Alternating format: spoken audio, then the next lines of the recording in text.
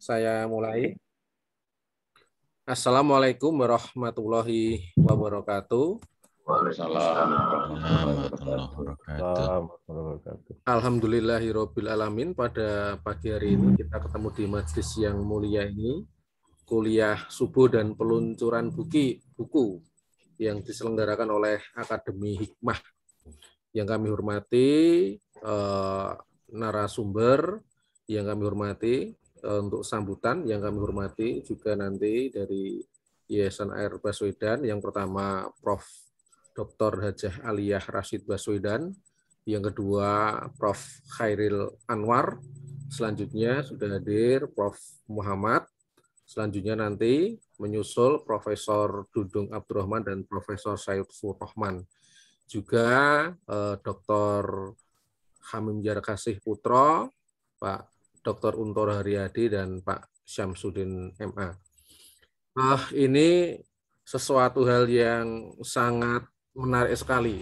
Kuliah subuh dan peluncuran buku jam 5:30 sampai jam 7. Saya rasa ini acara yang menarik waktunya karena insya Allah banyak yang slow. Nah, pada pagi hari ini ada tamu istimewa, selanjutnya juga peluncuran buku juga yang istimewa.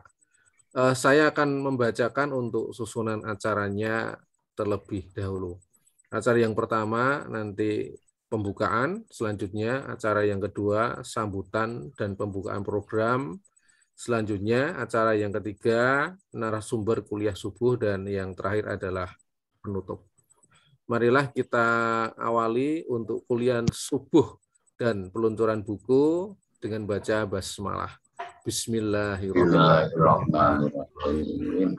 Selanjutnya untuk sambutan dan pembukaan, alhamdulillah sudah hadir maha guru kita. Yang pertama Prof. Dr. Hajah Aliyah Rashid Baswedan MPD, yang kedua Profesor Dr. Khairil Anwar. Siapa dulu nih yang untuk sambutan dan pembukaan? Prof. Aliyah.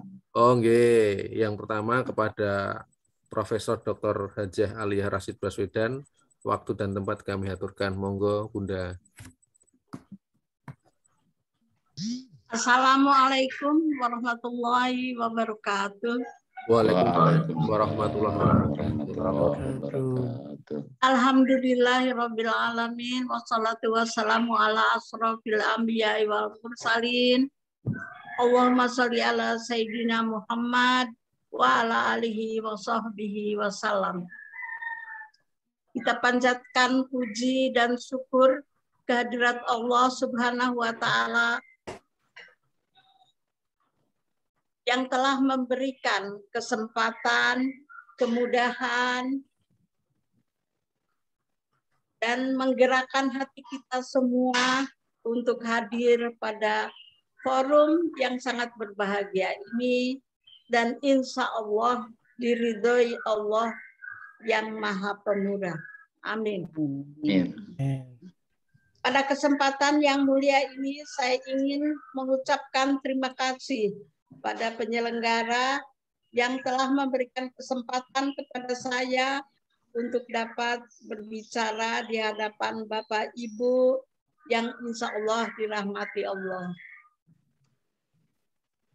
Terima kasih pada Pak Hamim Jarkasih, Ketua Yayasan Air Baswedan, kepada Pak Dr. Profesor Dr. Khairil Anwar, kepada Dr. Untoro, dan semua saja yang tidak mungkin disebut satu persatu, dan khusus kepada Pak Lukman Hakim yang menggagas acara ini dan sekaligus nanti sebagai pemateri.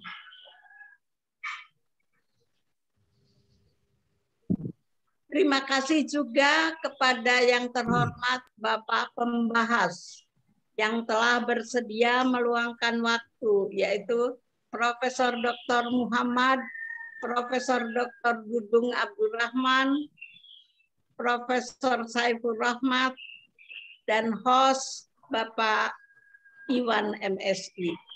Terima kasih juga kepada para peserta webinar yang dimuliakan Allah atas partisipasinya dalam acara yang penting ini.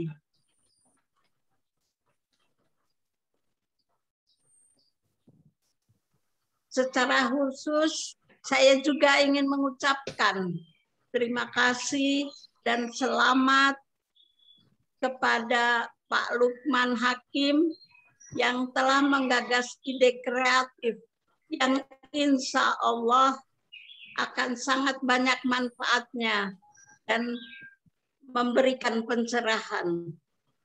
Bapak Ibu sekalian, ini adalah sedikit pengalaman. Beberapa waktu yang lalu, saya agak tersentak melihat dan bertemu dengan putra salah seorang pejuang yang cukup terkenal. Ternyata putranya berbeda sekali. Tata nilai, sikap, dan perbuatan yang sama sekali bertolak belakang dengan orang tuanya. Setelah ditelusur, ternyata karena kesibukannya, orang tuanya tidak pernah atau jarang sekali berdialog, bercerita, ataupun mensosialisasikan perjuangannya. Dengan forum seperti ini, insya Allah bukan hanya untuk keluarganya, namun juga nilai-nilai perjuangan yang penting ini akan tersebar luas dalam masyarakat. Pada kesempatan ini saya ingin mengemukakan bahwa acara ini sungguh sangat menarik karena dilaksanakan dalam bentuk kuliah subuh sehingga tidak mengganggu jadwal dari Bapak dan Ibu sekalian. Dan suasananya masih cukup segar. Yang kedua, dibahas tentang nilai-nilai perjuangan, biografi yang merupakan pemikiran-pemikiran dan perbuatan yang lebih mudah dipahami oleh kita semua karena bentuknya adalah biografi. Antara lain sudah tentunya kuliah subuh. Ketiga, diselenggarakannya secara rutin sehingga orang bisa mengikuti secara berseri seperti film seri. Dan karena berseri ini maka orang-orang dapat mengikuti bagaimana pemikiran-pemikiran dari banyak orang yang cukup bermanfaat dan insya Allah akan berkelanjutan. Yang berikutnya adalah forum demikian itu akan menumbuhkan minat orang-orang untuk menulis pengalaman hidupnya. Demikian barangkali menurut saya ini forum seperti ini akan sangat-sangat berguna. Sangat-sangat bermanfaat untuk kita semua. Bapak Ibu sekalian, insya Allah acara seperti ini akan sangat-sangat bermanfaat untuk penyebar luasan gagasan-gagasan dan contoh konkret yang akan dapat diteladani. Semoga Allah selalu memberikan ridhonya dan perlindungannya pada kita sekalian. Demikian barangkali sambutan dari saya. Billahi taufik wal hidayah. Assalamualaikum warahmatullahi wabarakatuh. Waalaikumsalam warahmatullahi wabarakatuh. Terima kasih untuk sambutannya kepada Profesor Dr. Hajah Aliyah Rashid Baswedan. Telah hadir di sini penulis bukunya Pak Lukman Hakim. Nanti mohon waktunya untuk sekedar mengenalkan buku yang akan dibahas. Selanjutnya juga sudah hadir narasumber kita, Prof. Saifur Rahman. Sambutan yang kedua dari Profesor Dr. Khairil Anwar, kepada beliau waktu dan tempat kami aturkan. Monggo, Prof. Terima kasih Pak Iwan Setiawan. Assalamualaikum warahmatullahi wabarakatuh. Alhamdulillah wa syukrulillah wa la hawla wa la quwata illa billahil aliyul adim. Allahumma salli ala Muhammadin wa ala alihi wa sahbihi ajma'in. Amma ba'du. Yang saya hormati Ibu Profesor Aliyah Rashid Baswedan, Pak Dr. Hamim Sarkasi Putra, Pak Dr. Untoro, Pak Samsudin yang mewakili Akademi Hikmah sekaligus juga Yayasan AR Baswedan, penulis buku Bapak Lukman Hakim, sahabat saya sejak di Yogyakarta. Selamat pagi, Assalamualaikum. Pak Lukman sehat selalu ya. Kemudian para pembahas Profesor Saifur Rahman, Profesor Dudung kalau sudah hadir, kemudian Profesor Muhammad, dan Ibu Bapak para hadirin secara virtual pengajian kuliah subuh dan bedah buku. Jadi bedah buku dari Pak Lukman Hakim ini menulis judul bagus sekali, menulis biografi berdamai dengan sejarah. Jadi alhamdulillahirrahmanirrahim, kita bersyukur dapat bersua di pagi yang berbahagia ini. Dan Akademi Hikmah telah meluncurkan beberapa kegiatan, dan ini adalah salah satu kegiatan yang paling baru, yaitu kuliah subuh. Jadi memang sudah banyak forum kuliah subuh yang diselenggarakan oleh berbagai macam lembaga. Mudah-mudahan yang diselenggarakan oleh Akademi Hikmah kita ini bisa memperkaya pengajian kuliah subuh yang sudah banyak diselenggarakan oleh berbagai macam lembaga itu dengan kegiatan-kegiatan yang telah dilaksanakan oleh Akademi Hikmah. Nah, di dalam kesempatan ini saya ingin mengutip satu ayat dari surat Al-Isra ayat 7. Wala takfu ma laisa laka bi ilm. Inna syam'a wal basara wal fuada kullu ulaika kana anhu mas'ula. Dan janganlah engkau mengikuti ya, yang tidak kamu memiliki ilmu tentangnya. Kenapa? Inna syam'a karena pendengaran, wal basyara penglihatan, wal fuada dan hati kita itu akan dimintai pertanggungjawabannya oleh Allah Subhanahu wa taala. Jadi kita tahu bahwa manusia ini seringkali dikedepankan kemampuan nalarnya, dan kemampuan nalarnya itu dalam konteks sekarang sering digabung dengan kemampuan indrawi, ya, yang kemudian melahirkan berbagai macam ilmu pengetahuan itu. Tetapi Al-Quran ini juga menambahkan, jadi selain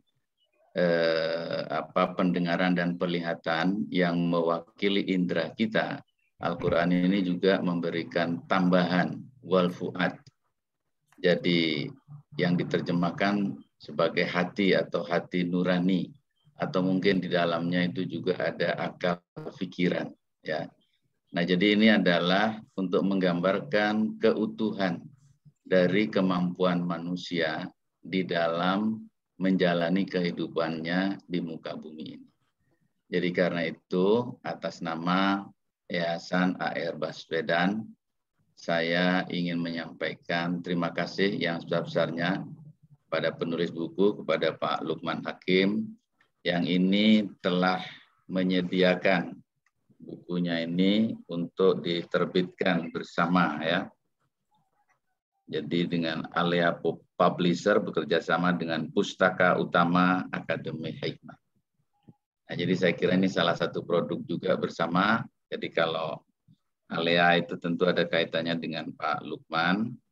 Kemudian ini Pustaka Utama Akademi Hikmah yang sedikit gambaran bahwa beliau ini Pak Lukman Hakim ini saya baca di biografinya itu pernah kuliah di UNY dulu IKIP, kemudian pernah kuliah juga di UMY Fakultas Ekonomi, dan banyak sekali kegiatan yang telah dilakukannya, dan sampai sekarang beliau ini masih menjabat sebagai anggota Komisi Kerja Ketatanegaraan MPR RI tahun 2020 sampai sekarang. Jadi saya kira pengalaman beliau yang sangat panjang dan produktivitas beliau dalam hal menulis buku, terutama kaitannya dengan sejarah, lebih khusus lagi sejarah yang dikaitkan dengan tokoh, saya kira menjadi panutan kita bersama. Bahwa di tengah kesibukan beliau itu masih menyempatkan diri untuk menulis dan sangat produktif. Jadi karena itu mudah-mudahan melalui kegiatan pengajian kuliah subuh ini kita dapat meneladani beliau, dan juga sekali lagi kami ingin menyampaikan terima kasih yang besar-besarnya kepada para pembahas dan juga kepada para hadirin. Dan karena itu marilah kita ikuti bersama pengajian subuh awal perdana yang diselenggarakan oleh Akademi Hikmah Yayasan AR Baswedan. Demikian yang bisa saya sampaikan. Terima kasih. Usikum wa iyaya bitaqwallah. Billahi taufiq wal hidayah. Assalamualaikum warahmatullahi wabarakatuh. Waalaikumsalam warahmatullahi wabarakatuh. Terima kasih atas sambutannya dari Profesor Dr. Khairil Anwar. Selanjutnya, sebelum menuju narasumber kuliah subuh, kami harap waktu tempatnya kepada Pak Haji Lukman Hakim untuk memberi pengantar berkaitan dengan buku yang akan dibahas oleh para narasumber. Monggo kepada Bapak, waktu dan tempat kami haturkan.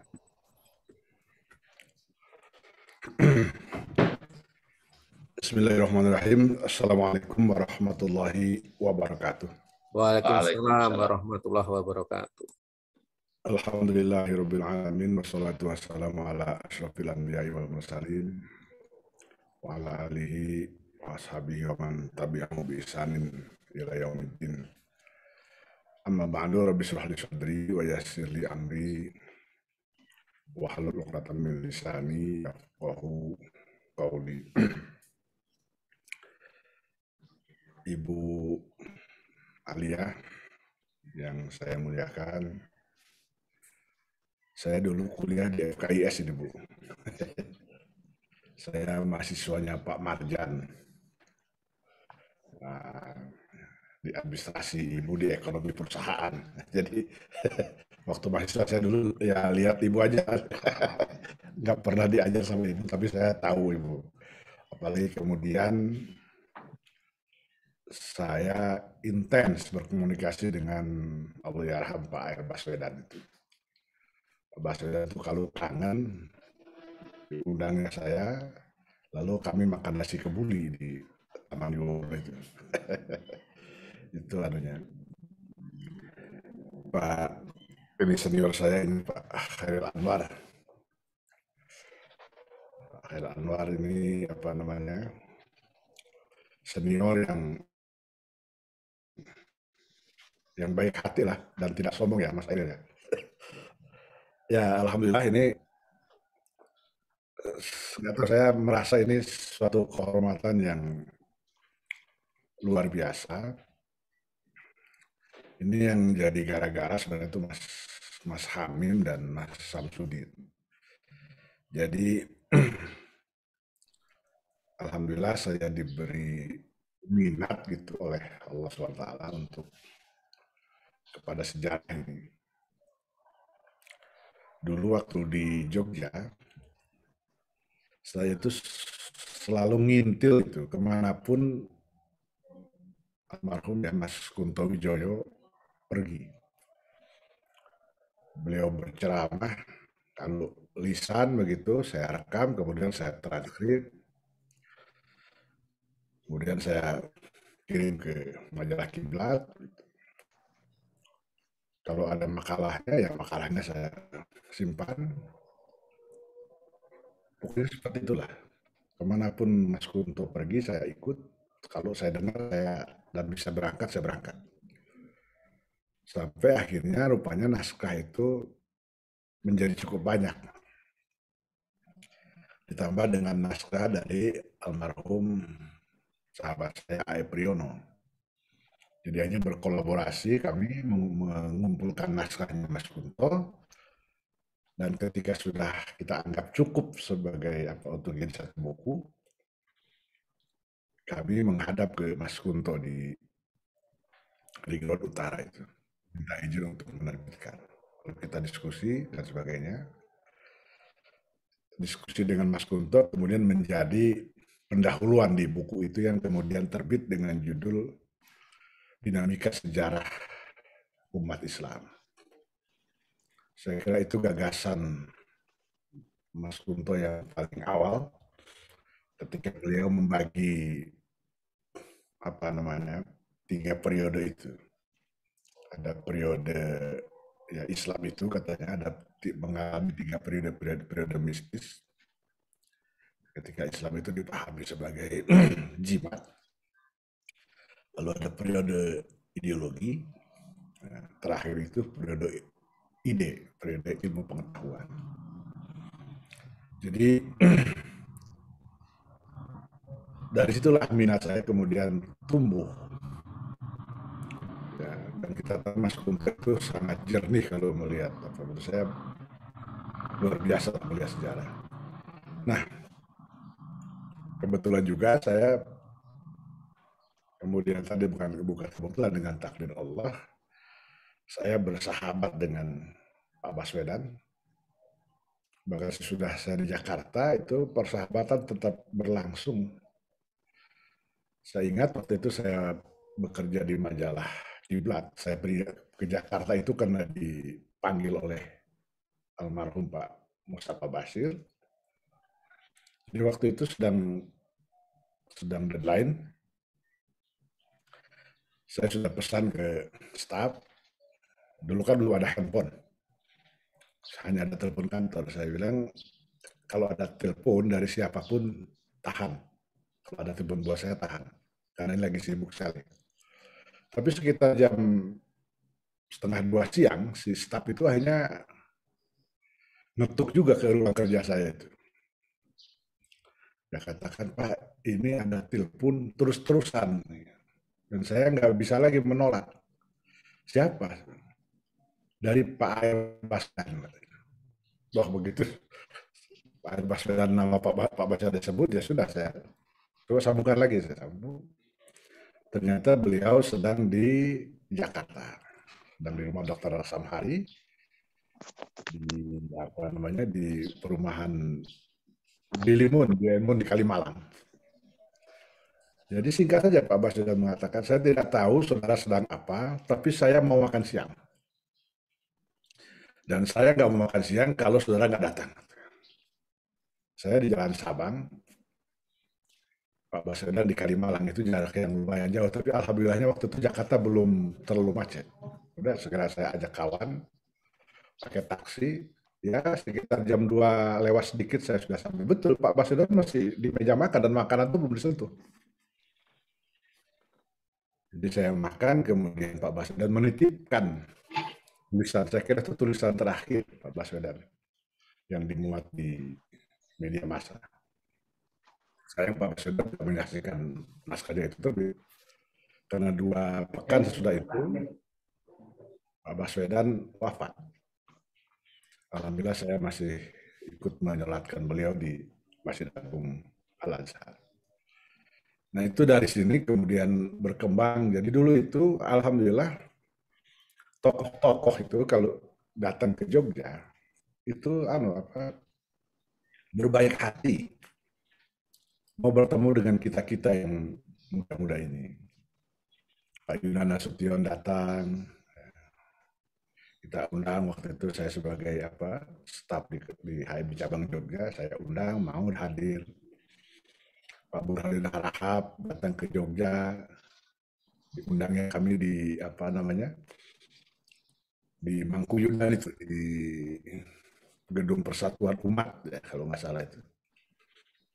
Yang semula di di Ngabean itu di Ahmad Dahlan, kemudian di Gus di perkara pindah ke Mangkuyudan.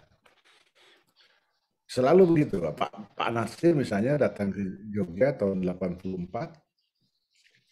beliau nginap di rumah Mas Watik, malam terakhir beliau undang itu tokoh para intelektual Jogja lah, Pak Saifullah Mahyudin, Pak Syafi'i Ma'arif, Pak Amin Rais, Mas Kunto.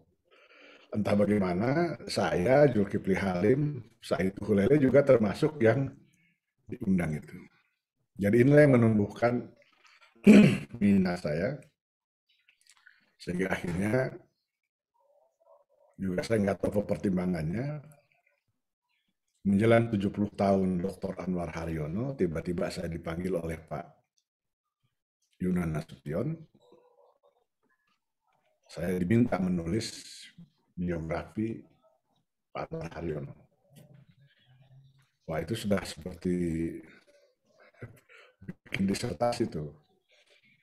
Kita harus maju dulu dengan draft, lalu maju bab per bab gitu. Itu Pak Anwar itu orang yang sangat teliti, bahkan sampai ke daftar pustaka pun beliau koreksi. Ada satu daftar pustaka yang beliau coret, nggak usah ini gitu, cari aja yang lain. Nah, semakin lama itu minat itu makin tumbuh, dan itu juga memperluas wawasan. Jadi ternyata sejarah itu tidak selalu hitam putih. Misalnya begini, ini sejak beberapa bulan terakhir ini, setiap Senin pagi jam 6 sampai jam 9.30, atas izin Prof. Haril Anwar ini saya mengampu program Kabita Selekta Dakwah di Pondok Pesantren Budi Mulia secara virtual seperti ini. Itu dari hasil bacaan saya misalnya, ternyata Ki Hajar Dewantoro itu tidak sebagaimana yang kita bayangkan. Yang terbayang oleh, ya minimal oleh saya lah, saya nggak mau menyebut kita, oleh saya. Selama ini Ki Hajar itu seorang sekuler, seorang sinkritis lah gitu ya. Tapi ketika saya baca lagi ternyata tidak. Kenapa? Ki Hajar ini ternyata pernah keluar dari Budi Utomo, masuk ke Sarekat Islam. Bukan cuma masuk, tapi beliau juga menjadi pengurus Sarekat Islam cabang Bandung. Ini menarik gitu kan. Jadi ini mesti kita gali pandangan Ki Hajar mengenai Islam ini. Mengapa dia tinggalkan Budi Utomo? Kalau di tulisannya dia mengatakan, saya tertarik kepada SI karena sikap SI yang radikal memperjuangkan kemerdekaan Indonesia. Tapi saya kira masih ada yang lebih dari itu. Lalu maka kita undang, tempat itu kita undang Ki Supriyoko, Wakil Ketua Majelis Luhur Taman Siswa. Dari Ki Supriyoko kita mendapatkan fakta bahwa Ki Hajar itu berpendapat sistem pendidikan yang paling sesuai untuk Indonesia itu, yang asli Indonesia, yang sesuai dengan budaya Indonesia, itu pondok pesantren, kata Ki Hajar. Pondok pesantren itu ada masjid, ada kiai, ada pondok. Wah, itu, dan karena itu kata Ki Supriyoko, di Taman Siswa sekarang ada masjid. Kita mengembangkan, banyak yang protes, tapi kata Ki Supriyoko, saya tunjukkan ini tulisan Ki Hajar tahun sekian, tahun sekian, konsisten. Nah, jadi itu hikmah yang saya bisa ambil dari belajar sejarah ini. Dan saya kira nggak perlu juga kemudian kita bergagah-gagah misalnya untuk melurus-luruskan, saya kira tidak. Saya berpendapat nggak usah, biarkan saja. Orang berpendapat seperti itu nggak apa-apa, kita tambahi saja, kita perkaya fakta. Kalau faktanya bertambah kaya, orang kan nggak bisa lagi membantah. Misalnya, sekitar 10 tahun yang lalu, ya sampai awal abad 21 ini misalnya, mana ada orang bicara tentang mosi integral. Muhammad Natsir. Itu pidato resmi Muhammad Natsir sebagai anggota parlemen RIS mengusulkan supaya ada penyelesaian integral mengenai status negara Republik Indonesia Serikat. Nggak ada itu orang bicara soal mosi integral. Jadi seolah-olah yang namanya negara kesatuan itu sudah jatuh saja dari langit, dari awang-awang. Tapi ketika ini kita populerkan, kita kaji setiap tahun, pokoknya setiap saat kita kemukakan dengan fakta-fakta yang kita temukan, akhirnya orang nggak bisa bantah. Sekarang orang di mana-mana setiap tanggal 3 April itu diskusi mengenai mosi integral ini. Di parlemen, di majelis ulama, di organisasi-organisasi kemasyarakatan yang lain, orang bicara itu. Karena selama ini kan kalau bicara NKRI, seolah-olah NKRI itu gagasan yang sudah ada gitu tanpa diperjuangkan, seolah-olah itu gagasannya Bung Karno. Padahal tidak, itu gagasan Pak Natsir untuk menyelesaikan secara integral. Atau misalnya kalau kita mengkaji Piagam Jakarta itu 22 Juni 45, itu seolah-olah Piagam Jakarta itu milik umat Islam. Itu hanya diperjuangkan oleh umat Islam. Tapi kalau kita baca sejarah dengan betul, tidak juga. Karena panitia 9 itu dibentuk atas inisiatif pribadi Bung Karno. Bukan oleh BPUPK. Yang dibentuk oleh BPUPK itu panitia 8. Yang sudah serangkaian pidato itu. Kemudian BPUPK membentuk panitia 8 untuk menginventarisir gagasan-gagasan yang masuk mengenai Indonesia merdeka ini. 8 orang itu wakil Islam hanya Kiai Wahid Hasyim dan Ki Bagus Hadikusumo. Bung Karno melihat ini enggak representatif. Bahkan di luar BPUPK, Bung Karno berinisiatif membentuk 9 orang, mengumpulkan 9 orang dengan komposisi yang lebih representatif lah. Artinya kalau dari segi agama, pemeluk agama 8 orang itu Muslim. Tapi dari segi pikiran politik itu 4 orang kebangsaan, 4 orang Islam, 1 orang Nasrani. Jadi ada Haji Agus Salim, ada Abi Kusno Cokroasyoso, ada Pak Kahar Muzakir, ada Haji Agus Salim. Jadi saya nggak paham waktu membaca awal itu pidato Bung Karno ketika melaporkan hasil panitia kerja panitia 9 itu. Bung Karno kan antara mengatakan saya mohon maaf karena saya sudah melanggar formalitas. Tapi apalah kata Bung Karno arti formalitas dalam suasana seperti ini. Ketika itu disanggah oleh Latu Harhari itu tidak keberatan dengan anak kalimat dengan kewajiban melaksanakan syariat Islam bagi pemeluk-pemeluknya. Itu yang pasang badan mempertahankan rumusan itu Bung Karno. Sampai Bung Karno mengatakan, terkenal sekali itu ucapan Bung Karno, saya minta dengan rasa menangis, semenangis-menangisnya. Ambil over kesepakatan. Inilah kompromi terbaik antara 2 golongan kebangsaan dengan Islam. Jadi Bung Karno, otak dari Piagam Jakarta, Bung Karno juga yang pasang badan tentang Piagam Jakarta ini. Maka pada tanggal 18 Agustus 45 itu, menurut Pak Kasman, ketika ada lobby untuk menghapus kesepakatan Juli 45 itu, Bung Karno nggak ikut. Dan saya bisa pahami kalau Bung Karno nggak ikut karena beliau yang pasang badan, kok sekarang beliau yang minta itu dihapus. Yang ikut melobi Bung Hatta. Jadi saya kira ini yang saya ambil hikmah dari belajar sejarah itu, makin memperluas cakrawala dan ini harus kita terus harus kita terus publikasikan. Jadi saya ya untunglah sekarang ini ada media sosial, jadi saya suka menulis kalau ada isu-isu itu saya menulis pendek di media online. Nah, biarnya itu karena horornya tapi itu menyebar.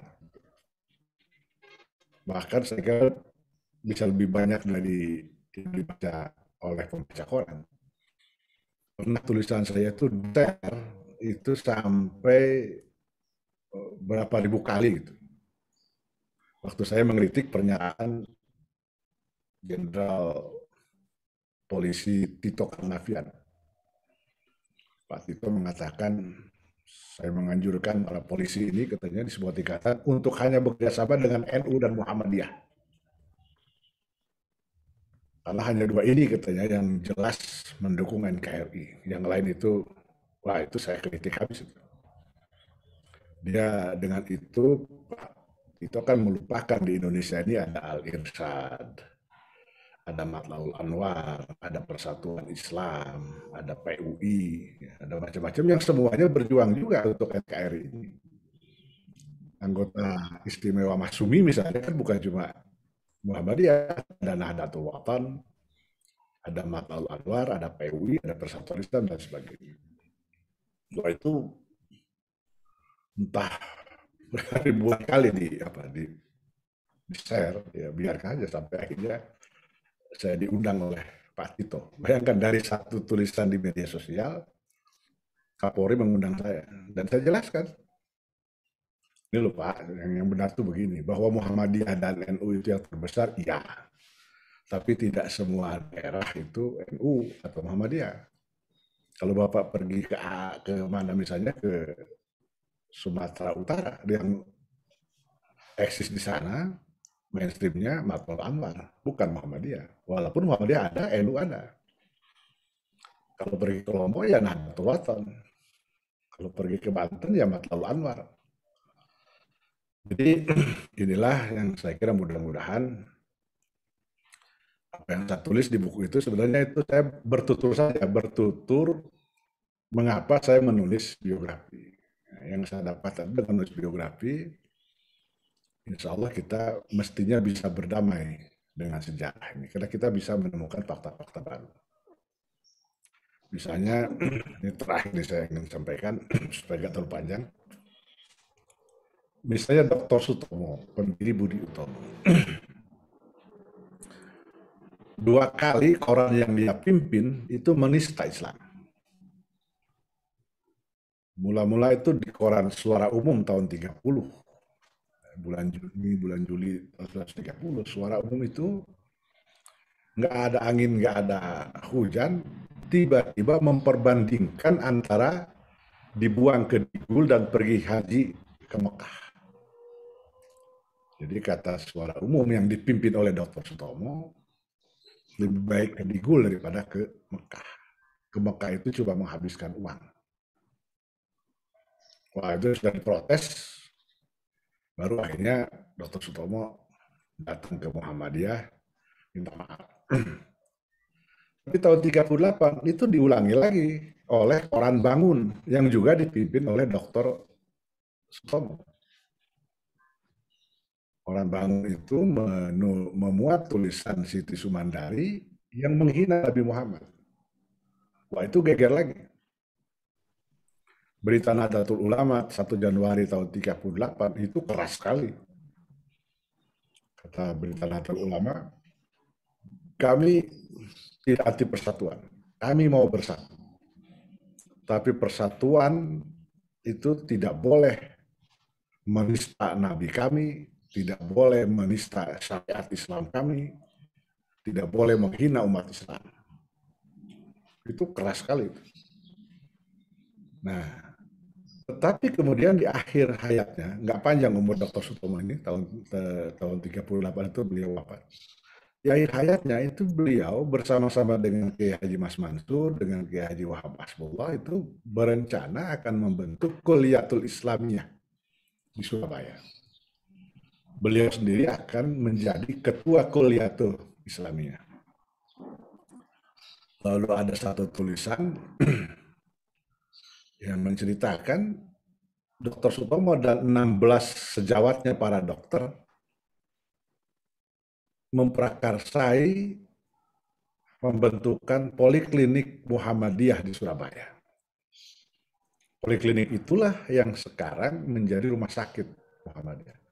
Dan Dr. Sutomo bersama kawan-kawannya itu sama sekali tidak digaji. Jadi dia bekerja sukarela dan yang diobati juga nggak dibayar. Nggak perlu bayar. Asal dia tidak mampu, betul-betul tidak mampu, itu berobat ke poliklinik itu gratis. Karena itu pengurus besar Muhammadiyah kemudian mengangkat Dr. Sutomo menjadi penasehat medis Muhammadiyah. Jadi apa yang mau kita katakan terhadap Dr. Sutomo ini? Dia menista, ya melalui korannya, tidak langsung ya, melalui korannya dia menista Islam, tapi di akhir hayatnya dia mengajak tokoh-tokoh Islam untuk membentuk Kulliyatul Islamiyah, bahkan mensponsori pendirian Poliklinik Muhammadiyah di Surabaya. Saya kira itu sekedar sebagai pengantar. Jadi sekali lagi saya bukan ahli sejarah, saya cuma peminat sejarah. Jadi saya ya cuma bertutur saja tentang sejarah, mudah-mudahan ini ada manfaatnya. Demikian, Assalamualaikum warahmatullahi wabarakatuh. Waalaikumsalam warahmatullahi wabarakatuh. Terima kasih Pak Haji Lukman Hakim berkaitan dengan pengantar bukunya. Mohon info, ini ada japri ke saya ini. Bukunya bisa didapatkan di mana ini, Bapak?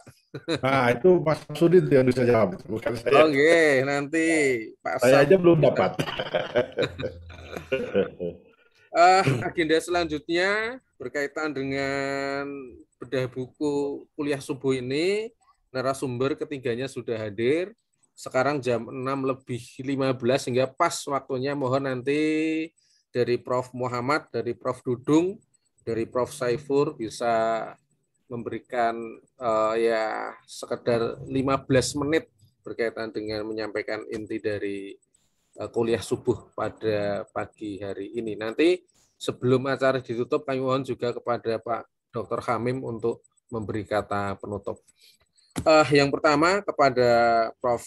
Dr. Haji Muhammad MAG, waktu dan tempat kami aturkan. Monggo, Prof. Terima kasih, Pak Iwan. Assalamualaikum warahmatullahi wabarakatuh. Waalaikumsalam warahmatullahi wabarakatuh. Alhamdulillah, syukurillah, la khawla wa la quwwata illa billah, asyhadu la ilaha illallah, la syarikalah, wa asyhadu anna Muhammadan abduhu wa rasuluhu la nabiyya ba'da. Allahumma sholli ala Muhammad wa ala alihi wa sahbihi wa mawalah. Yang saya hormati guru-guru saya, Prof. Aliyah Baswedan, Prof. Hairil Anwar, teman-teman saya di Akademi Hikmah, Dr. Hamim, Dr. Runtoro, Pak Sam, lebih khusus lagi Pak Haji Lukman Hakim. Salam kenal Pak Hakim, Pak Lukman. Terima kasih Prof sudah berkenan memberi kata pengantar itu. Meskipun saya tertatih-tatih itu Pak Lukman. Alhamdulillah pada pagi hari ini, lupa saya dan semua peserta kuliah subuh pagi hari ini yang dirahmati Allah SWT. Yang kebetulan pagi hari ini kita diperjumpakan di satu majelis yang mulia dalam rangka untuk belajar bersama ya. Ada satu tulisan yang menarik yang waktu itu saya dijabri sama Pak Samsudin pada tanggal 14 April untuk memberi kata pengantar buku yang ditulis oleh Pak Haji Lukman Hakim yang berjudul Menulis Biografi Berdamai dengan Sejarah. Saya bingung, saya ini bukan ahli sejarah, saya jarang sekali belajar sejarah. Tapi akhirnya tanggal 27 Mei di WA lagi, terus bunti Pak kata pengantar buku Pak Lukman. Nah, waktu itu kalau tidak salah bertepatan dengan Idul Fitri gitu ya. Nah, sehingga saya baca lagi, ketemulah insight kata keteladanan. Sehingga kata pengantar yang saya sampaikan di buku itu adalah keteladanan. Bahwa ternyata para pendahulu kita ini telah memberikan keteladanan yang luar biasa dalam rangka untuk memperjuangkan dan menegakkan dan merekatkan keutuhan warga negara utamanya ya. Itu saya kira hal yang penting dan yang sekarang nampaknya sudah mulai pudar. Saya tidak tahu persis apa aspek politik dan sosiologi yang menyebabkan masyarakat kita seperti ini, meskipun para elit nampaknya juga asik-asik saja gitu ya. Tapi yang di tingkat bawah ini kan agak merasa kurang bagus lah kira-kira begitu kan. Nah dari situ kemudian saya kaitkan ada satu peristiwa yang menarik yang waktu Indonesia setelah merdeka, kemudian Presiden Soekarno juga menghadapi satu persoalan bagaimana para elit politik itu bertengkar dalam pengertian masing-masing ingin mengedepankan kepentingannya gitu ya. Kemudian Presiden Soekarno mendekati Kiai Wahab Hasbullah untuk memberikan solusi gitu kan. Dan akhirnya ketemu kata halal bihalal gitu kan. Yang ya mungkin nanti Prof. Dudung yang ahli di mungkin bahasa Arabnya itu kata konon ceritanya halal bihalal itu tidak ada dalam bahasa struktur dalam bahasa Arab gitu ya. Tetapi di situ punya makna yang luar biasa karena satu metodologi yang ditemukan oleh Kiai Wahab Hasbullah untuk memberikan pembelajaran kepada kita semua bahwa dalam menyelesaikan satu permasalahan dalam rangka untuk mewujudkan satu keutuhan, itu bisa ditempuh dengan cara seperti itu. Dan kita lihat bahwa pada saat ada satu momen halal bihalal itu, orang mau mengakui salah saya itu ini gitu ya. Dan akhirnya pada saat orang itu mau mengakui salahnya, kemudian juga merelakan kesalahan orang lain, berkahlah yang ada di situ kan. Nah, kalau dalam bahasa metodologi itu bisa ditelusuri kan bahwa tolabul halal bitorikin halal itu mencari penyelesaian masalah atau mencari keharmonisan hubungan dengan cara mengampuni kesalahan, atau yang kedua bisa juga halal yujza'u bihalal atau pembahasan kesalahan dibalas pula dengan pembebasan kesalahan dibalas juga dengan pembebasan kesalahan dengan cara saling memaafkan itu. Nah, ini satu keteladanan yang luar biasa yang menurut saya sekarang ini bisa kita gunakan ya. Cuma yang jadi masalah adalah ada nggak kemauan untuk ke situ. Nah, kalau saya baca buku Pak Lukman Hakim bahwa di dalam buku itu di halaman 37 sampai 59 beliau menceritakan tentang bagaimana para tokoh-tokoh kita seperti beliau Bapak Lemena, Bapak Nasir, kemudian dan beberapa tokoh lain ya. Beliau menyampaikan, Pak Lukman Hakim menyampaikan bahwa kendati pun ada perbedaan, tetapi mereka akrab juga dalam rangka untuk mewujudkan keutuhan negara ini, kira-kira begitu kan. Yang kedua, di situ ada persahabatan lintas keyakinan gitu. Nah, sehingga jarang sekali ditemukan istilah-istilah yang mendeskripsikan gitu kan. Ya seperti tadi disampaikan, ternyata Ki Hajar Dewantoro tadi saya dengarkan yang selama ini dianggap sebagai apa tadi apa Pak yang ternyata ikut juga sekuler, ternyata juga ikut di syarikat Islam misalnya gitu kan. Jadi ada persahabatan yang begitu bagus di antara beliau-beliau ini dan akhirnya utuh gitu ya. Kemudian yang ketiga di buku itu juga diceritakan, ya untuk detailnya nanti dibaca. Tadi sudah ada yang pesan sama ini sekaligus promosi Pak Lukman. Karena ini perlu disampaikan apa nilai-nilai yang saya kira dikandung di buku ini sangat menurut saya luar biasa yang perlu kita teladani dari para pendahulu kita kira-kira begitu ya. Kemudian ada keteguhan dalam memegang prinsip dan kesederhanaan gitu. Meskipun beliau dalam posisi tertentu ya itu tetap ada kesederhanaan. Tapi yang tidak lepas dari beliau-beliau adalah ada prinsip yang harus diperjuangkan. Nah, barangkali di sekarang ini kan hilangnya apa nilai yang menjadi prinsip untuk diperjuangkan itu kan sebetulnya. Jadi hilangnya nilai sebagai prinsip yang diperjuangkan. Kalau angkatan 45 dulu kan ada nilai yang diperjuangkan itu apa? Apa yaitu kita mati atau merdeka kira-kira begitu kan. Nah sekarang ini nggak jelas kita apa. Ya barangkali itulah. Kemudian yang bagus lagi, yang ini jarang dimiliki orang adalah sikap jujur itu. Beliau-beliau dulu itu ada sikap jujur yang luar biasa, jadi tidak ada ya mungkin bahasa hoax itu dari dulu sudah ada cuma baru populer sekarang kali kira-kira ya. Tapi kejujuran yang dibangun oleh beliau-beliau ini yang patut kita teladani gitu. Nah, kemudian yang keteladanan yang terakhir yang ditulis oleh beliau Pak Lukman adalah tetap objektif walaupun kepada lawan politik. Jadi menyampaikan sesuatu apa adanya bahwa kamu itu begini, kurang begini kira-kira begitu kan. Dan ini nampaknya jarang dimiliki oleh orang sekarang. Nah, pada saat kita seperti itu, kena aturan baru kan gitu kan. Ya, ada undang-undang inilah, undang-undang itulah gitu ya. Padahal sesungguhnya itu kan untuk bagaimana memperbaiki kondisi yang bisa jadi kritik tadi adalah satu proses untuk perbaikan kan kira begitu kan. Jadi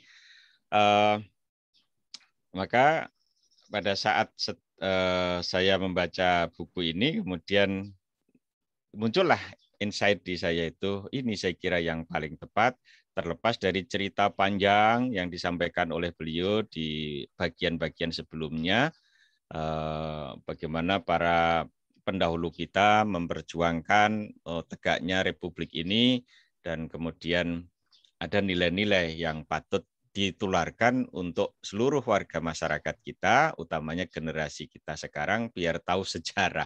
Akhirnya saya sekarang juga melirik-lirik sejarah itu penting. Karena kalau dalam bahasa Al-Quran itu begini, ya ayyuhalladzina amanu taqullah wal tandur nafsun ma qaddamat lighad wattaqullah innallaha khabirum bima ta'malun. Ini kan sebetulnya kan mengajari kepada kita bagaimana kita belajar pada peristiwa yang pernah kita lewati untuk memperbaiki ke depan seperti apa. Ya, saya kira itu menjadi pijakan kita ya, karena ini kuliah subuh harus ada ayatnya Pak Lukman. Saya kira begitu Pak Iwan, singkat saja karena masih ada nanti yang lainnya ya. Terima kasih. Mudah-mudahan sekali lagi saya ucapkan sukses untuk Pak Lukman terus berkarya memberikan pencerahan kepada kami semua terkait dengan sejarah barangkali.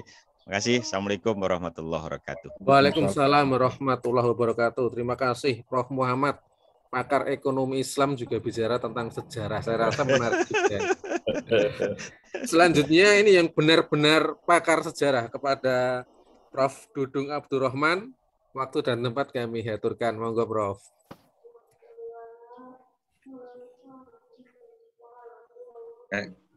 Assalamualaikum warahmatullahi wabarakatuh. Waalaikumsalam warahmatullahi wabarakatuh. Alhamdulilladzi arsala rasulahu bil huda wa dinil haq liyudhhirahu 'alad dini kullih wa kafa billahi syahida. Allahumma shalli ala Muhammad wa ala alihi wa ba'd. terima kasih saya ucapkan pada moderator Pak Iwan, kawan, dan juga terima kasih sekaligus ucapkan selamat kepada Pak Lukman Hakim atasnya buku dan beliau berjudul Menulis Biografi Berdamai dengan. Dan terima kasih juga Prof. Sudah kasih pengantar. Betul nuhun. Oke, terima kasih pula kami sampaikan kepada yang lain yang ikut bergabung dalam kuliah subuh pagi ini.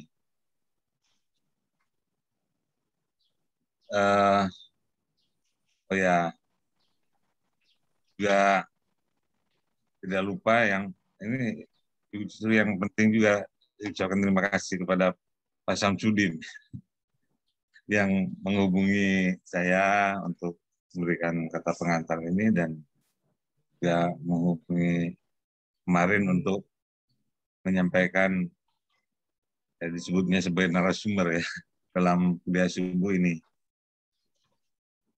2 hari yang lalu ya. Lalu saya bilang temanya apa ini Pak Samsudin? Nah, ya berkaitan dengan itu aja kata buku. Nah, saya sudah memberikan sedikit pengantar ya dalam buku ini. Lalu kalau berkaitan dengan buku ini, tapi kok di kuliah subuh ini jadi gimana? Kuliah subuh itu biasanya lebih banyak memberikan hikmah ya. Nah, sementara yang dibahas buku ya. Ada juga penting, ada juga aspek akademiknya. Akademiknya biasanya juga berkaitan dengan kritik dan sebagainya. Lalu masa pas kuliah subuh lalu kita memberikan kritik?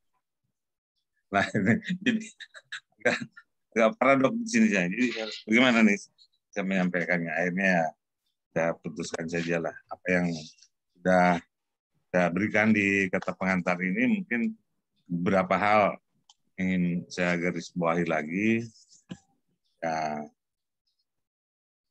pertama bahwa terkait dengan penulisan biografi, ya karena ia merupakan bagian dari sejarah dan sejarah yang dalam pengertiannya secara luas ya bukan sebatas cerita atau apalagi dongeng, bukan sebatas cerita atau kisah ya, tapi bagaimana cerita dan kisah itu bermakna, ya, memberikan makna bagi segala aspek kehidupan atau bisa memberikan hikmah, itu yang pertama.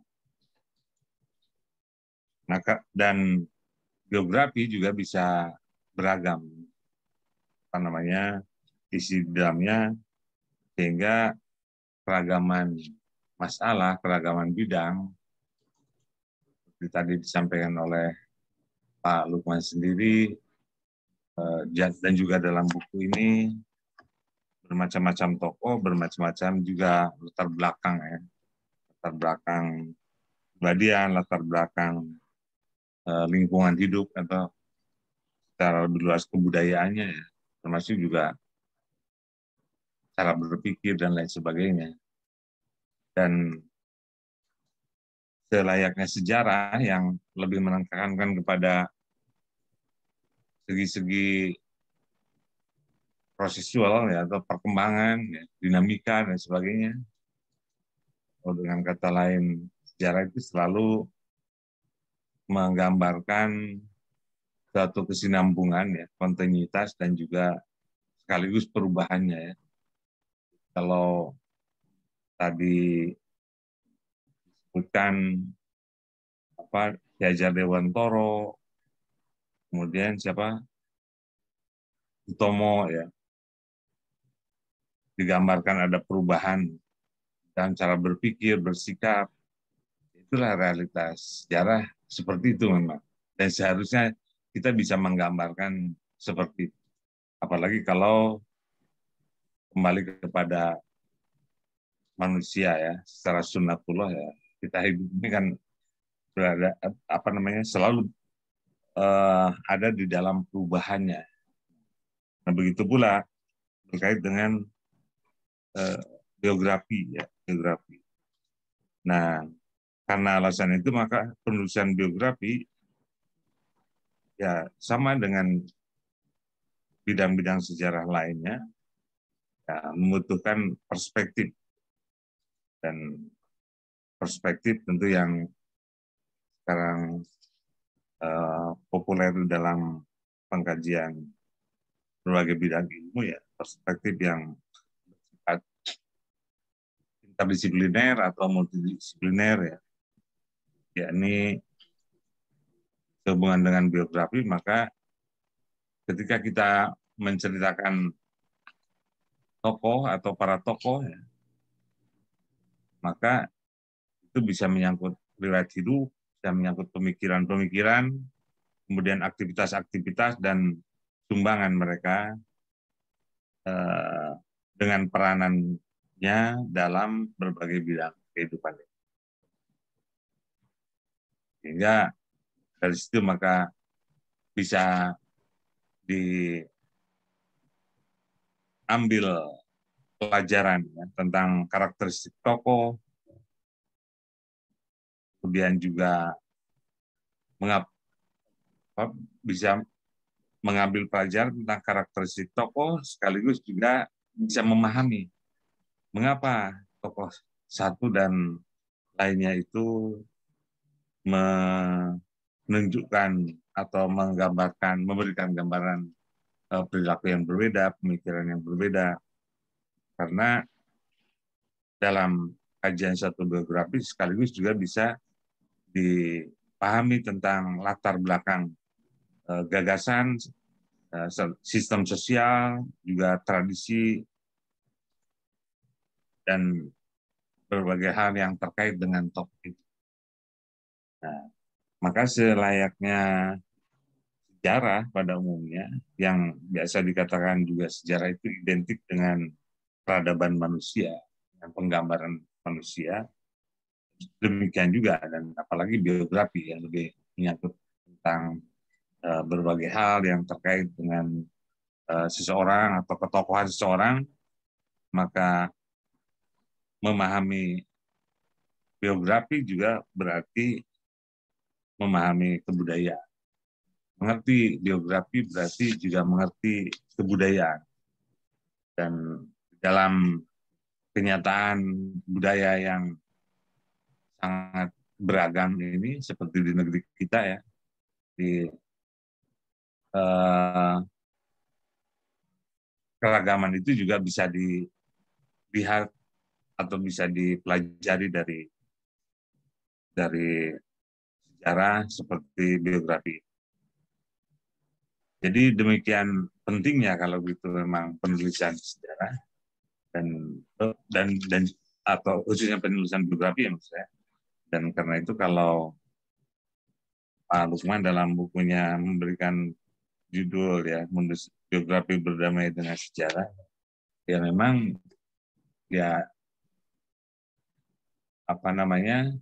ya memang seharusnya begitu ya, atau ya siapa yang menulis biografi pasti akan menemukan ya, pelajaran-pelajaran, catatan-catatan atau informasi-informasi lebih luas dalam sejarah.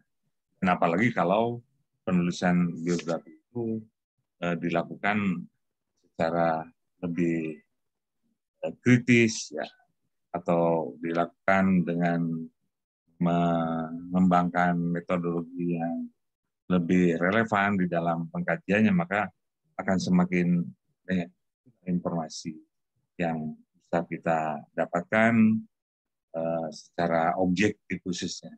Artinya sesuai dengan kenyataan yang dialami oleh para tokoh yang itu, sekaligus juga bisa mengerti alasan-alasan mengapa tokoh itu berpikir begini, berpikir begitu, bertindak begini dan bertindak begitu, karena didasarkan pada analisis terhadap situasi, lingkungan maupun zamannya.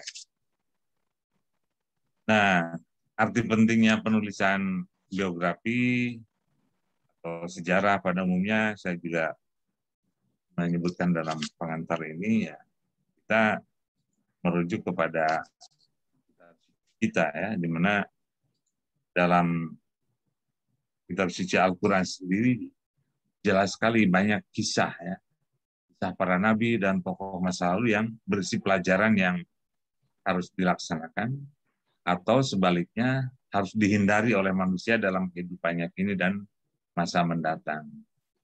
Nah, demikian pula misalnya dalam karya-karya sejarah tradisional ya, Babat, Cayat, Tambo yang berisi mitos, legenda dan cerita-cerita pahlawan. Selain karya-karya telah berfungsi memperkokoh identitas kelompok dan memperkuat solidaritas, juga berfungsi sebagai pelajaran yang harus dipetik oleh suatu masyarakat atau bangsa Indonesia dewasa ini, termasuk juga penting untuk mempelajari sejarah itu.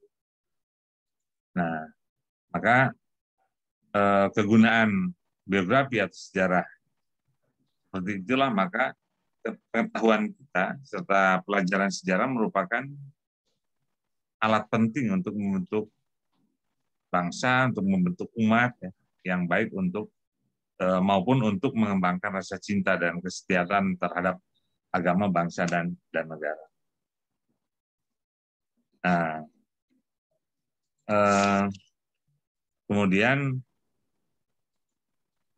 biografi khususnya sebagaimana juga disinggung oleh lain, Saiful Rahmat juga mungkin karena latar belakangnya lebih ke pendidikan, memang betul sebagaimana disebutkan oleh para ahli sejarah terdahulu, itu Pak Kunto, Pak Sabtono dan sebagainya,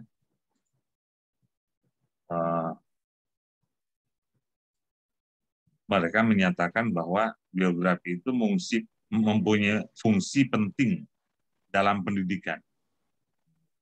Nah, termasuk dalam hal ini untuk memahami dan mendalami kepribadian seseorang, maka dituntut juga pengetahuan tentang latar belakang lingkungan, sosial budaya, tempat tokoh itu dibesarkan, proses pendidikan formal maupun informal yang dialami, dan watak-watak orang yang ada di sekitar. Nah, karena itulah maka dalam kajian biografi juga nanti pada gilirannya dapat menampilkan beberapa tulisan yang menambah kekayaan tentang pemahaman sejarah dari berbagai aspeknya. Nah, oleh karena itu maka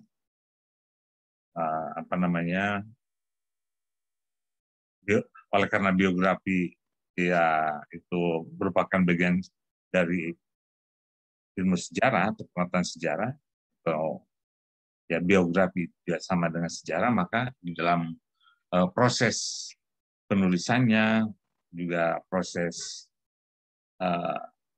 deskripsi serta analisisnya ya tetap penting memperhatikan atau menggunakan metode sejarah. Ini yang secara prosedural biasa dilakukan di dalam pengumpulan data atau didasarkan pada data yang objektif, ya, melakukan kritik serta memberikan penafsiran atau interpretasi terhadap peristiwa-peristiwa sejarah itu. Akhirnya saya ingin menyatakan tentang arti pentingnya penulisan biografi, dan sebagaimana juga telah banyak dilakukan oleh Pak Lukman ya. Saya lihat karya-karya beliau ya bukan sekedar menulis arti pentingnya biografi sebagaimana buku ini. Jadi buku ini lebih menekankan pada arti pentingnya penulisan biografi. Tapi karya-karya beliau di buku yang lain yang dalam kesempatan lain pernah juga dibahas mengenai karya-karya beliau berkaitan dengan biografi. Jadi itu merupakan upaya yang luar biasa, banyak mengingatkan kita pada berbagai hal di masa lalu berdasarkan pengalaman dan juga pemikiran-pemikiran para tokoh yang ditulis, khususnya melalui karya-karya Pak Lukman Hakim. Oleh karena itu, pada akhirnya meniru atau mengikuti ungkapan Les Goslah ya dalam bukunya tentang The Understanding History, atau sudah diterjemahkan menjadi buku berjudul Mengerti Sejarah. Di sini saya ingin mengatakan bahwa melalui penulisan biografi memang kita terdorong untuk bisa mengerti ya, peradaban manusia, lalu juga bisa mengerti keragaman budaya, apalagi dalam situasi masyarakat kita yang sedemikian beragamnya, ya. Lalu akan bisa mengerti juga tentang bagaimana keadaan masyarakat sekarang berdasarkan pengalaman masa lalu, apakah itu menyangkut konflik, menyangkut kedamaian dan sebagainya, suasana integrasi, ya, dan juga proses-proses interaksi manusia seperti digambarkan oleh Pak Lukman, proses-proses interaksi antar tokoh dan sebagainya. Dan tentu saja hal lainnya juga seperti tadi disinggung oleh Prof. Muhammad ya, akan mengerti keteladanan dan juga sekaligus ya, kalau secara objektif mungkin selain keteladanan juga akan mengerti juga kebatilan. kebatilan. Nah, oleh karena itu maka biografi dan sekaligus penulisan terhadap biografi bisa mengarahkan atau sama dengan kita mengungkap kembali kebudayaan, kemudian juga bisa menjelaskan tentang pendidikan dan juga bisa menjelaskan tentang berbagai pedoman kehidupan. Nah, itulah saya kira yang bisa saya sampaikan. Kalau lebih lebih singkatnya lagi, karena biografi apalagi ditulis di dalam bunga rampai menyangkut berbagai menyangkut banyak tokoh ya, seperti dilakukan oleh Pak Lukman itu inti yang utama kita mengerti tentang keragaman dan seperti saya mengikuti Prof. Muhammad juga ya, di ujungnya mengungkapkan ayat juga ya.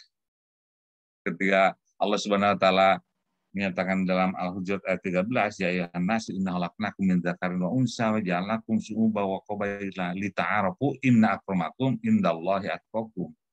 Jadi dengan biografi kita akan mengerti juga tentang manusia yang diciptakan dalam keragamannya ini ya, bersuku-suku, berkelompok-kelompok dan beragam dan keragaman yang lainnya. Tetapi kata Allah, lalu inna akramakum indallahi atqakum. Maka mungkin ujung dari proses penulisan sejarah juga dan biografi ini ya, berdasarkan keragaman karakter seseorang, karakter tokoh dan lain sebagainya, kita harus mengerti pada akhirnya mana nilai-nilai ketakwaan yang ada di balik cerita kisah para tokoh itu ya, untuk mencapai pengetahuan atau lebih mengerti kepada inna akramakum indallahi atqakum.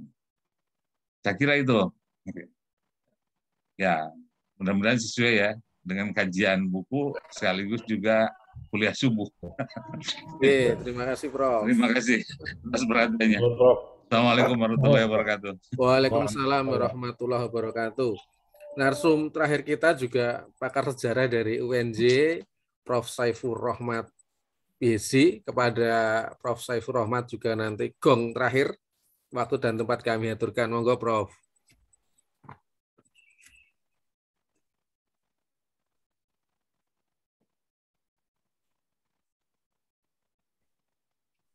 Prof. Saifur Rahmat. Assalamualaikum warahmatullahi wabarakatuh. Waalaikumsalam warahmatullahi wabarakatuh. Alhamdulillah. Wassalatu wassalamu ala asrofil anbiya'i wal mursalin wa ala alihi wa sahbihi ajma'in amma ba'd. Yang saya hormati pengurus Dewan Al-Hikmah yang sudah mengundang saya untuk bicara di sini, dan juga Prof, gambarnya kurang fokus, Prof. Gambarnya kurang fokus ini, jadi cuma kelihatan leher aja.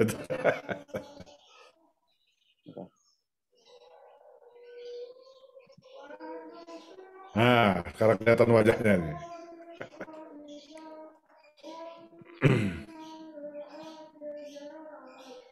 Ya, sudah, Prof.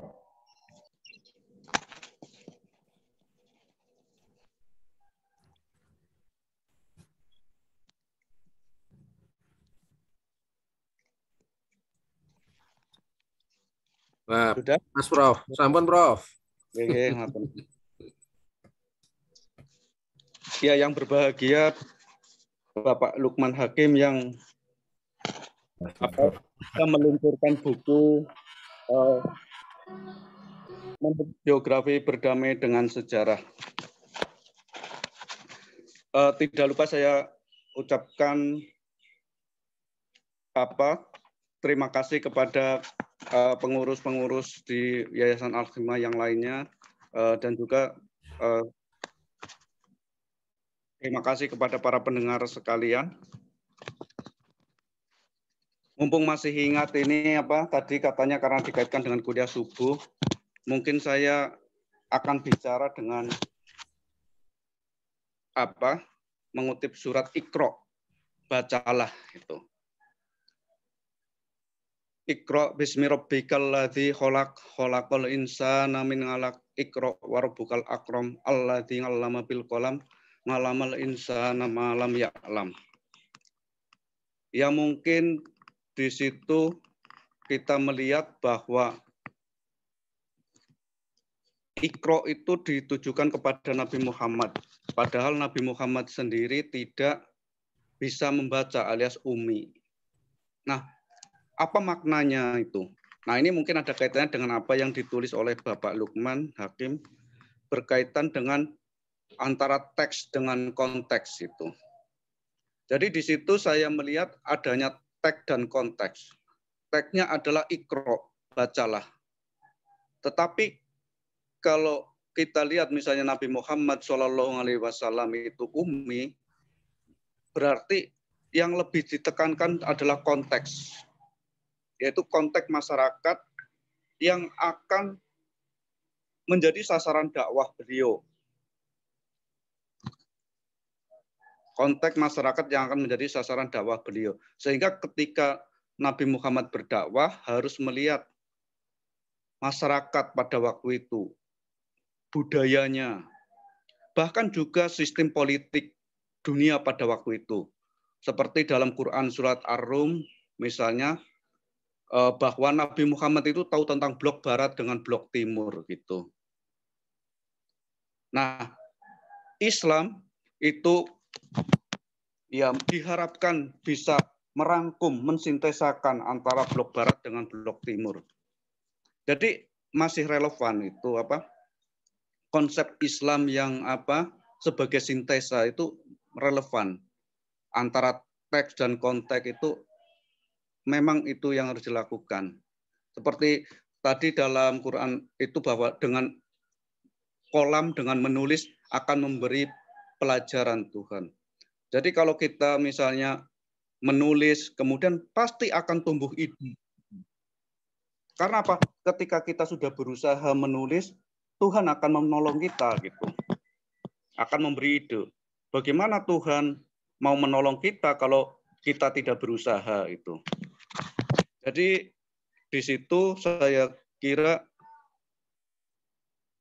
Iqra itu yang pertama kali muncul itu berarti penting sekali gitu. Ketika membaca sasaran dakwah, kita harus tahu konteks masyarakat, budayanya, konteks politik, bahkan politik global tadi seperti dalam Quran surat Ar-Rum.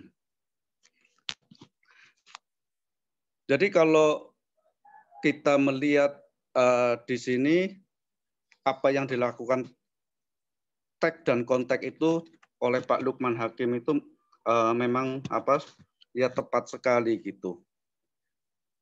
Bahwa ketika tulisan ini misalnya kan kaitannya misalnya dengan berdakwah, kita harus tahu konteks politik di Indonesia juga itu. Saya tidak akan bicara banyak tentang ini karena ini adalah forumnya Pak Lukman Hakim ya. Saya sangat apresiasi sekali terhadap karya buku beliau. Monggo, Prof, nggak ada masalah, Prof. Saya kira mau menjadi pendengar yang budiman, Prof. Saya ucapkan terima kasih kepada senior saya ya di FIS itu, juga kepada Bu Prof. Alia Rosid ya. Saya juga sempat dulu main ke rumahnya Bu Prof. Alia gitu dan mengikuti beberapa acaranya itu. Apalagi ketika dengan Pak Dr. Hamim Sarkasik yang sama-sama dari Kebumen itu. Jadi apa yang dilakukan oleh Pak Lukman Hakim saya sangat apresiatif dan saya sangat bangga ya sebagai sesama sivitas di UNY, walaupun dalam kurun waktu yang memang berbeda itu. Jadi saya kira walaupun di FIS itu tidak selesai, tapi saya kira tidak mengurangi. Belum selesai saja sudah hebat seperti ini itu. Apalagi kalau sampai selesai. Jadi aktivitas dari Pak Lukman Hakim ini sangat banyak ya aktivitasnya, termasuk aktif dalam tulis menulis dan pergerakan itu, sehingga mungkin tidak fokus saja gitu, atau juga menganggap sudah tahu sejarah misalnya. Ya dengan membaca sudah tahu misalnya administrasi, yang merasa sudah cukup mungkin juga gitu ya. Jadi mungkin tidak perlu sampai selesai. Atau juga ya alasan-alasan lain lah. Karena saya juga punya mahasiswa itu ya, yang namanya Zen RS itu yang sekarang menjadi penulis tetap di Jawa Pos itu. Ya saya tahu dia sejak mahasiswa itu aktif menulis ya. Ya dia sih bilangnya alasannya alasan ekonomi gitu, aktif menulis itu. Jadi kalau kita lihat dari segi prosedur kuliah itu misalnya ya akhirnya dia juga tidak selesai itu karena mungkin tidak fokus. Mungkin juga ada dosen yang menginginkan agar persensi 75% terpenuhi, kalau tidak terpenuhi ya tidak lulus gitu ya. Nah itu kendala-kendala yang mungkin itu bisa menjadi hambatan. Karena saya tahu kondisi mahasiswa seperti itu ya saya maklumi dan saya tetap memberi nilai walaupun misalnya ada tugas gitu, masalah kehadiran kuliah mungkin saya lebih fleksibel gitu jadinya. Karena kita tujuannya adalah mendidik mahasiswa atau siswa sehingga kita tahu persis kondisi individu, kemudian kita bisa memberikan treatment yang sesuai. Nah, ini kalau dilihat dari bukunya Pak Lukman Hakim memang ya sangat berguna sekali untuk kita baca. Pak Lukman Hakim di samping sebagai aktivis yang dekat dengan tokoh-tokoh pergerakan yang kebanyakan sudah meninggal gitu, sehingga beliau bisa dianggap sebagai penyambung lidah gitu, penyambung lidah dari tokoh-tokoh sebelum dengan kami di sini gitu. Nah, sebagai penyambung lidah, saya kira apa yang dilakukan Pak Lukman sudah baik sekali, mendokumen karya-karya seperti dari tulisan Pak A.R. Baswedan yang juga diterbitkan, akan diterbitkan apa sudah terbit itu. Nah itu juga dari tokoh-tokoh yang lain itu. Dalam proses itu, Prof. Ya, Insya Allah bulan Oktober insya Allah terbit. Insya Allah. Saya kalah produktif itu ya. Kalau buku-buku itu. Kita yang di akademis malah kadang tuntutannya jurnal-jurnal. Jadi belum.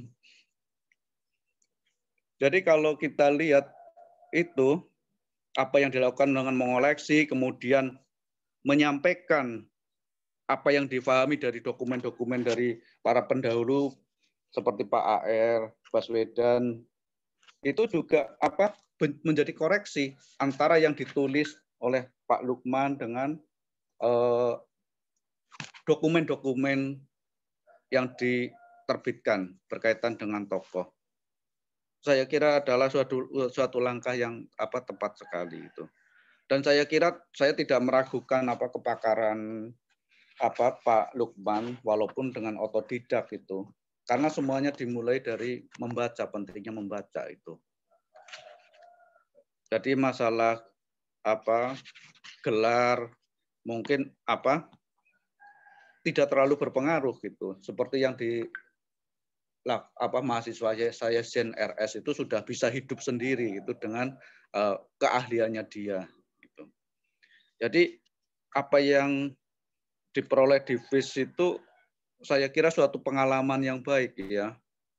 Sebagai mahasiswa itu sudah baik sekali, kita sudah punya pengalaman, punya wawasan, sehingga punya arah bisa melaju seperti Pak Lukman ini. Dan saya salut Pak Lukman sudah bisa mencapai posisi-posisi dalam organisasi dan politik dan keagamaan yang mungkin patut diapresiasi gitu.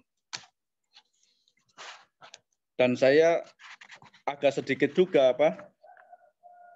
memahami juga apa yang diceritakan Pak Lukman, karena ada semacam cerita-cerita misalnya dengan almarhum Pak Rusli Karim dan lain-lain yang di FIS dan yang lain-lainnya, sehingga konteks di luar kelas diskusi atau seminar itu sangat membantu untuk pengembangan keilmuan itu. Saya kira kadang seminar itu lebih bagus karena seminar itu sang pembicara akan menyampaikan sesuatu yang sudah disari dari berbagai sumber. Nah, berkaitan dengan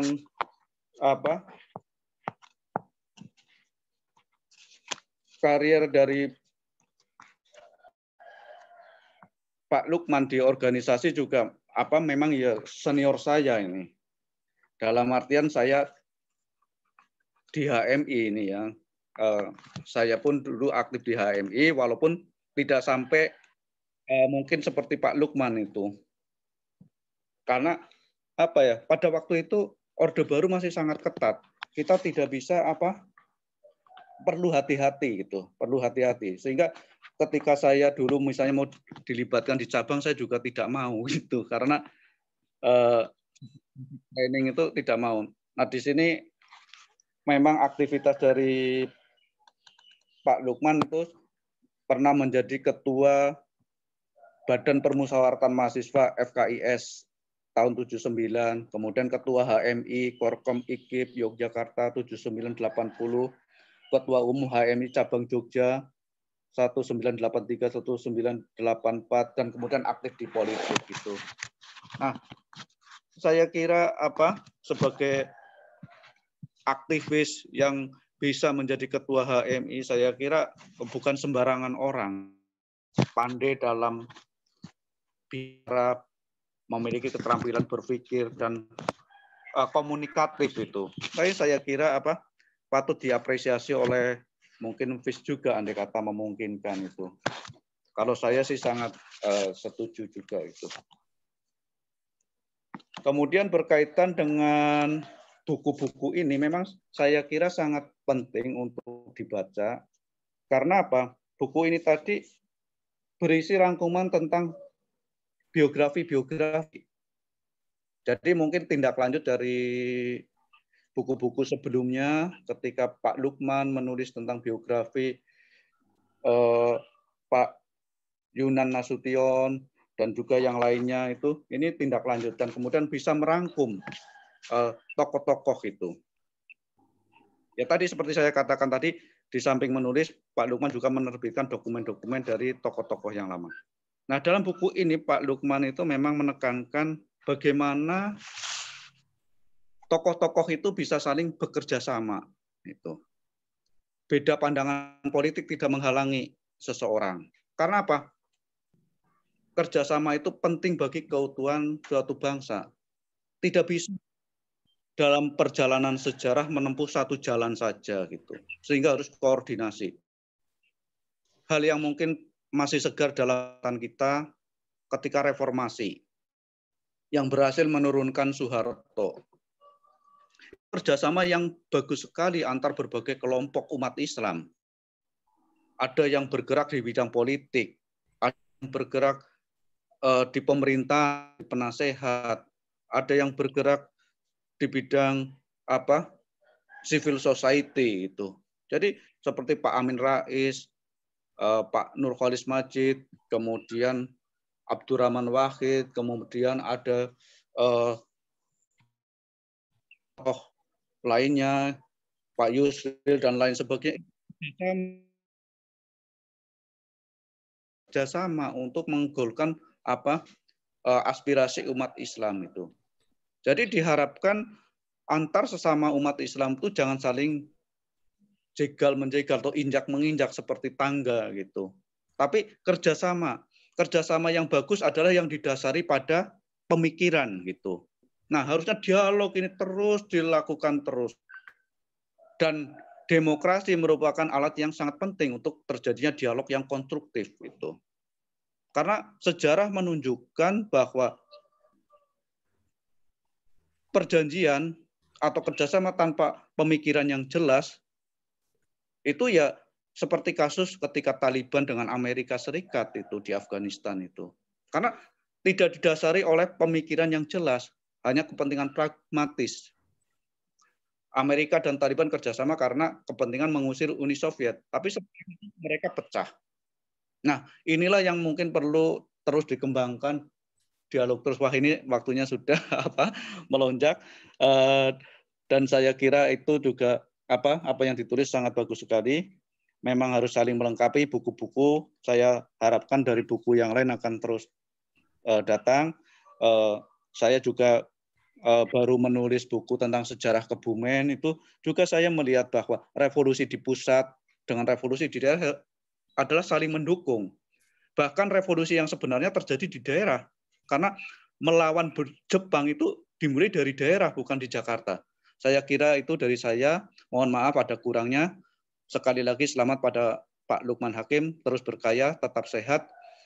Saya akhiri. Assalamualaikum warahmatullahi wabarakatuh. Waalaikumsalam warahmatullahi wabarakatuh. Terima kasih Prof. Saiful Rahmat. Terakhir kata penutup dari Pak Dr. Hamim Zarkasi Putra, setelah itu kita tutup untuk kajian yang pertama ini. Monggo Pak Hamim. Assalamualaikum warahmatullahi wabarakatuh. Waalaikumsalam warahmatullahi wabarakatuh. Alhamdulillahirabbil alamin. Bapak Ibu para narasumber, Prof. Dudung, Prof. Khairil, Prof. Saiful, Prof. Aliyah dan Mas Lukman, dan Bapak Ibu Mas Iwan Setiawan juga. Saya ini posisinya kan dulu kader intilnya Pak Lukman dan Pak Said. Jadi kader intilan itu, jadi apa yang diceritakan di sini, misalnya Mas Lukman ketemu Pak Saifullah Mahyudin, ketemu siapa yang lain, itu ya saya selalu pakai motor di belakangnya gitu, sehingga apa saja yang dibicarakan ya sedikit paham lah kira-kira gitu.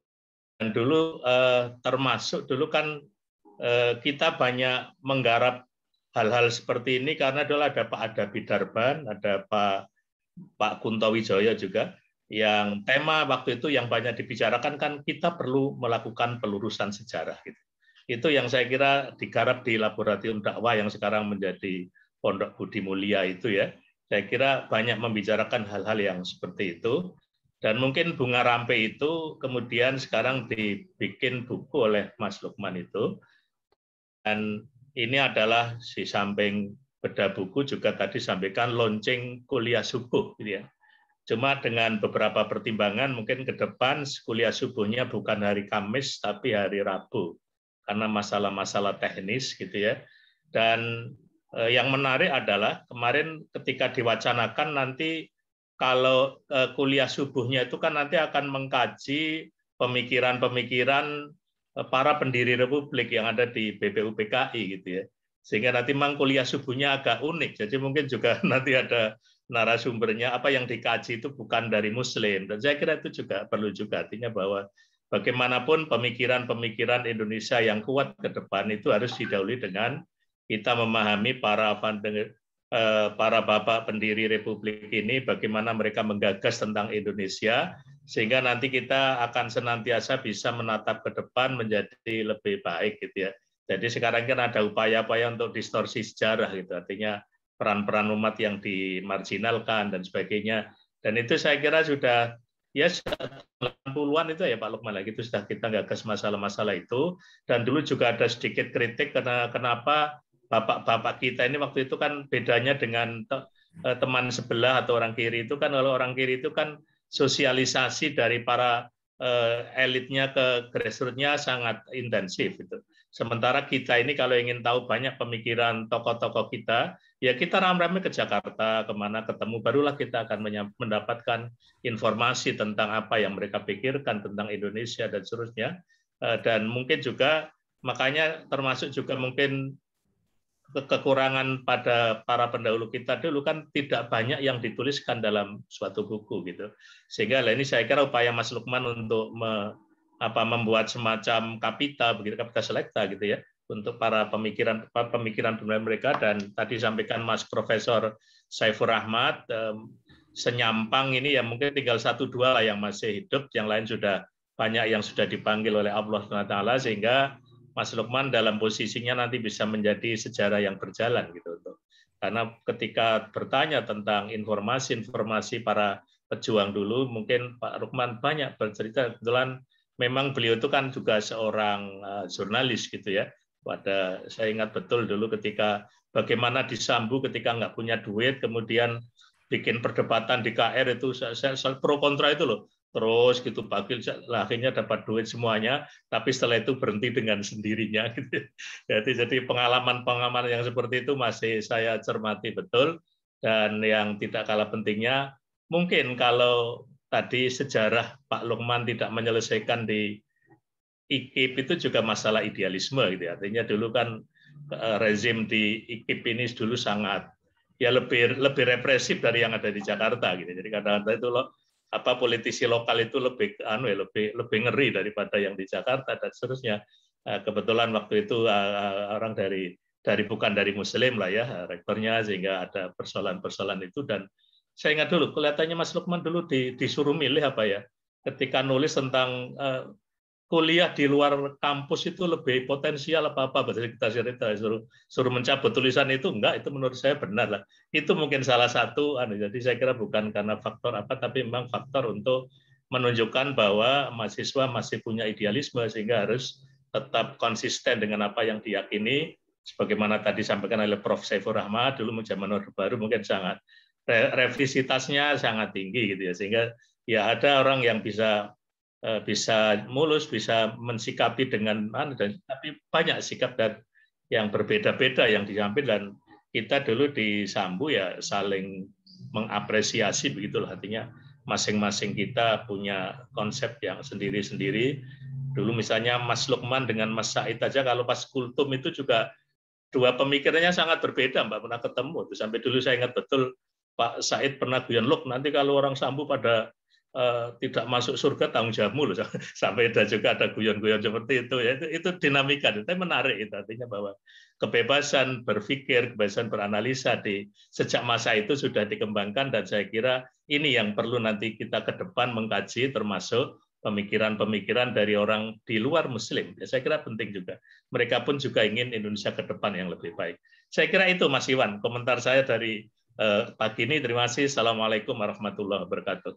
Waalaikumsalam warahmatullahi wabarakatuh. Terima kasih Pak Hamim yang memberi kata penutup juga informasi berkaitan dengan kuliah subuh yang akan kita laksanakan rutin hari Rabu. Ini hari Kamis, jadi mungkin besok selanjutnya hari Rabu.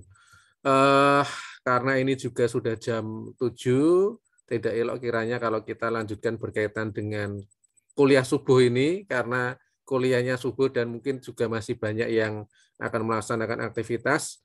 Selanjutnya kami mengucapkan terima kasih kepada Prof. Alia Rashid Baswedan, kepada Prof. Khairil Anwar, kepada Narsum, dan juga dari Pak Hamim selaku penutup, juga tentu kepada Sohibul Bait Pak Haji Lukman Hakim yang menulis biografi Berdamai dengan Sejarah berkaitan dengan buku. Insya Allah nanti akan diinfokan berkaitan dengan penerbitannya, juga harganya sama Pak Samsudin. Kita akhiri kuliah subuh pada pagi ini dengan baca hamdalah. Alhamdulillah. Alhamdulillah. Wassalamualaikum warahmatullahi wabarakatuh. Waalaikumsalam. Waalaikumsalam. warahmatullahi wabarakatuh. Tadi